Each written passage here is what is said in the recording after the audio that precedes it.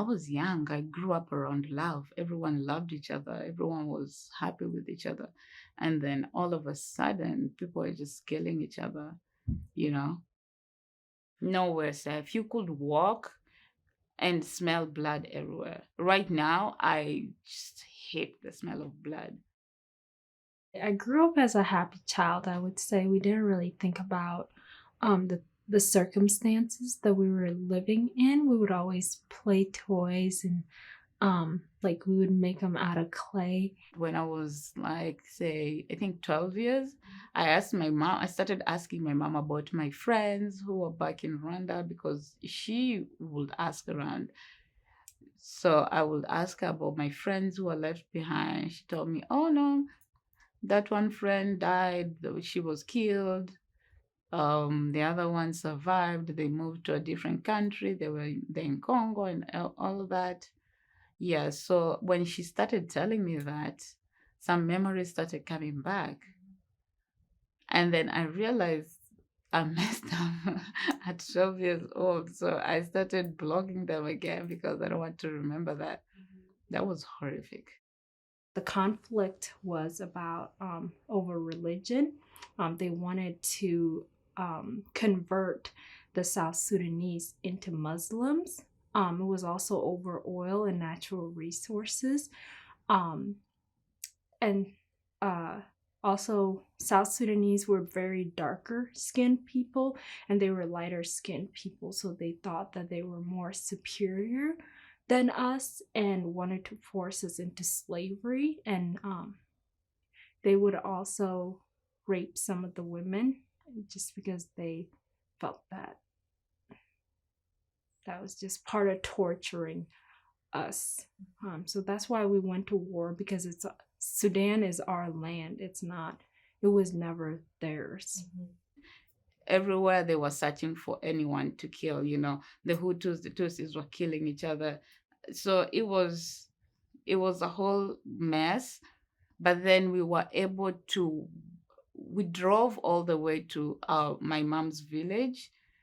And on the way, our car was attacked by the military. But luckily, because my mom worked in the OR, she had saved one of the militaries before the whole thing happened. She had treated him and took good care of him. So this guy remembered her. So she was like, "Where's your family?"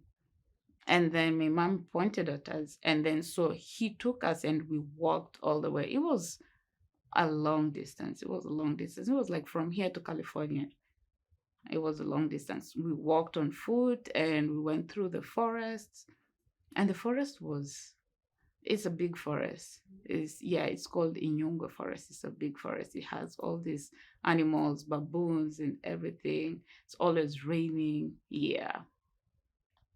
So we went through there with that guy, because my mom said she cannot leave anyone behind. So everyone that was in the car, we went with them.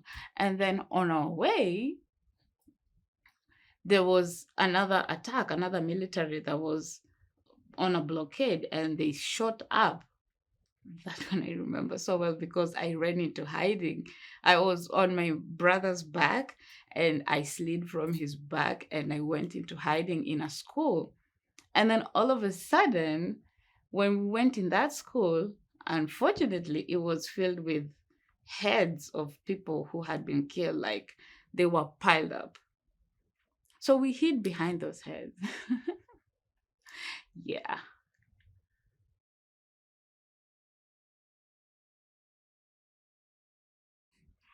Katika safari yetu ya kuja hapa, naweza nikasema kwamba kuja huko ni ngumu tu kwanza, juu haiko kupenda kwako, ni favor uko unapata, ni msaada wanakupatia.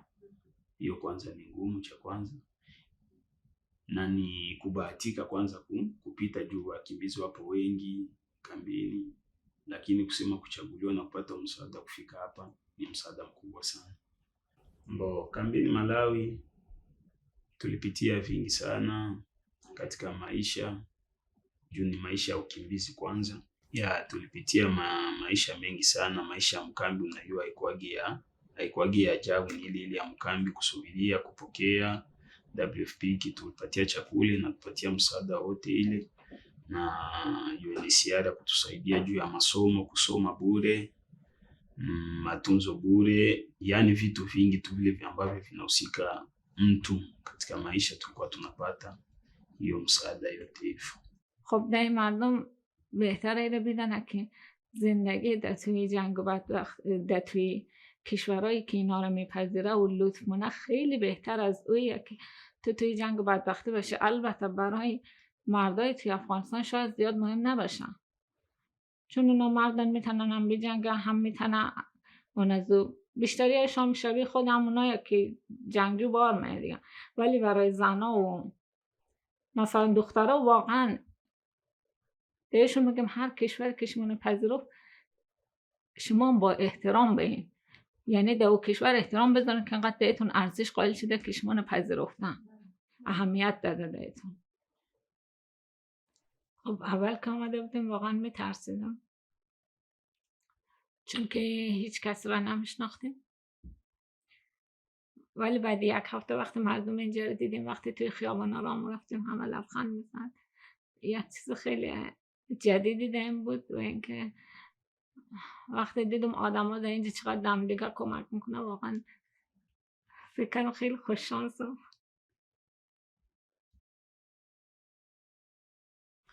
Ya, naweza nikaambia watu juu kuwa mkimbizi haiko kupenda kwa mtu. Kuwa mkimbizi haiko kupenda kwa mtu. Mtu anatokea kuwa mkimbizi kwa sababu ya ukosefu wa amani na usalama nchi yake, ndio maana anamia nchi jirani. Sasa na mtu kuwa mkimbizi haiko kitusi. Haiko kitusi kwamba uchukulie sasa huyu mtu maana ndoa hivi na hivi. Juko kwa wengine wanaona sasa vile mkimbizi maana yake ni kitusi, mkimbizi ni wa kutemea mate, mkimbizi ni wa hivi na hivi. Kwa mkimbizi haiko mtu ndio mwanapendaga yako mkimbizi. Na mtu kwa mkimbizi yeye ni mtu sa mtu mwingine.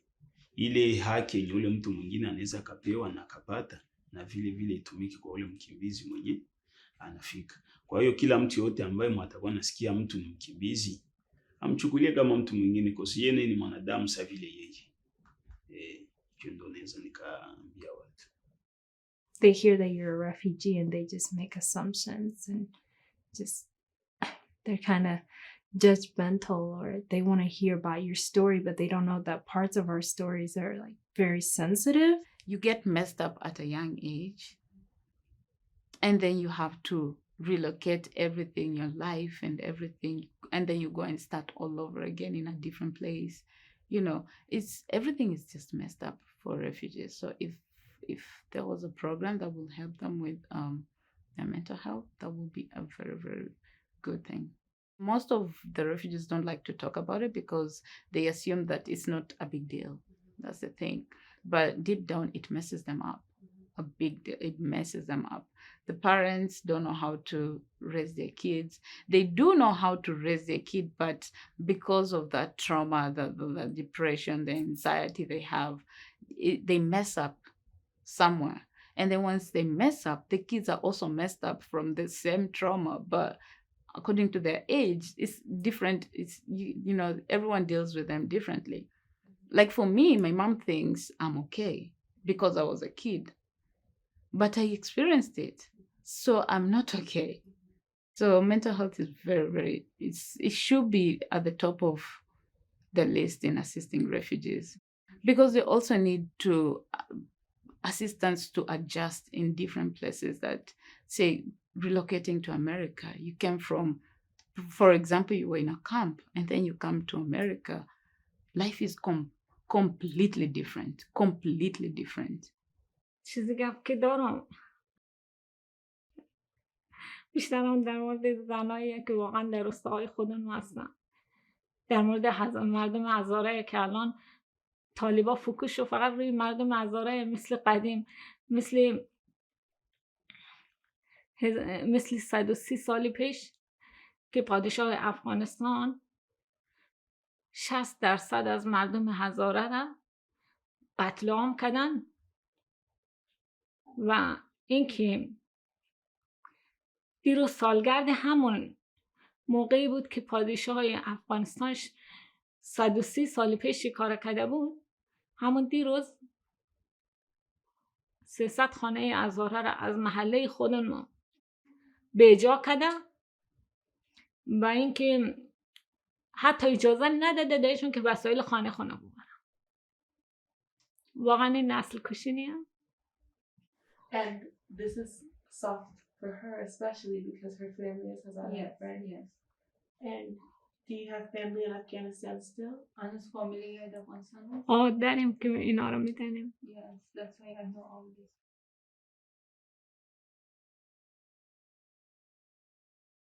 What comes to mind when I hear the word refugee? I would say that someone that is resilient, someone that struggled to get to where they are. And also when I think of a refugee, I think of somebody who never gives up in life. They always have hope in them and they're always fighting.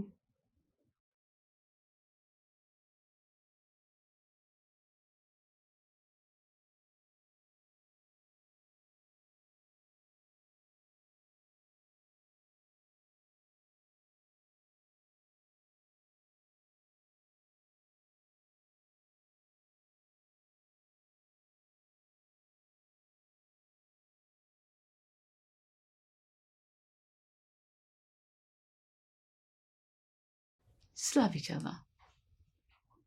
Preach love and forgiveness. Be soft. Life is hard as it is right now. People are dying. People have died. People have lost lives. Last year alone, people died. Like, people lost their loved ones. So just love, forgive, and live life. Appreciate the water you have. There are some people who don't have water.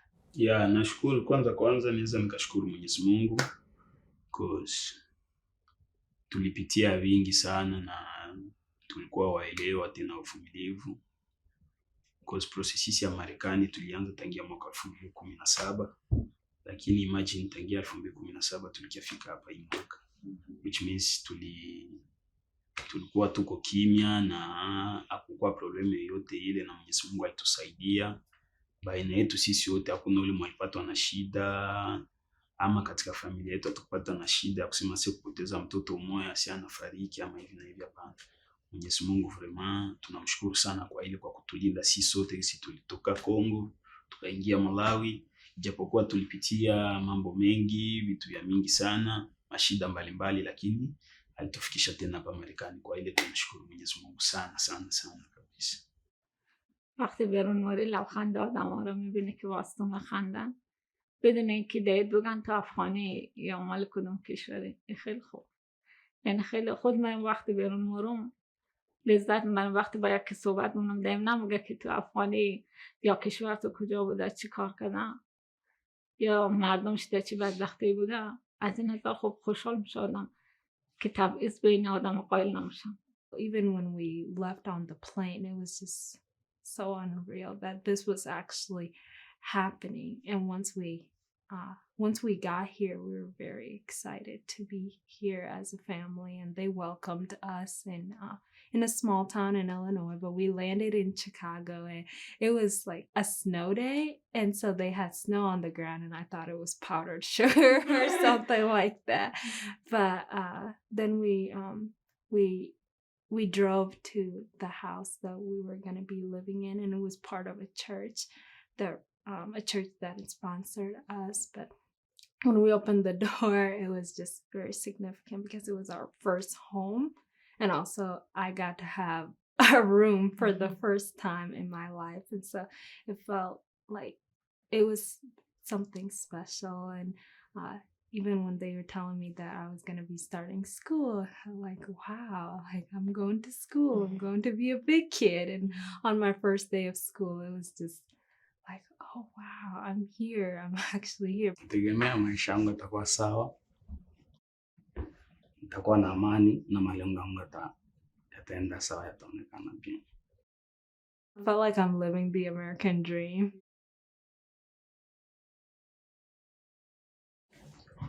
Kwa majina naitwa Benjamin. My name is Benjamin. Natokea nilizaliwa Kongo. Kwa jina naitwa Isaiah Sumani. My name is Zaskia. natokea Kongo, ni Mkongomani, lakini kwa kuja hapa natokea Malawi katika kambi ya wakimbizi ya Zaweka. My name is Niobel Egat. I was born in Kenya in a refugee camp. I'm originally from South Sudan. I am 22 years old. I'm from Afghanistan and I grew up in Iran, and my name is Fatima. My name is Salama Kajeneza. My country of origin is Rwanda. I came from Kenya. I grew up in Kenya almost all my life, and I'm 31 years old.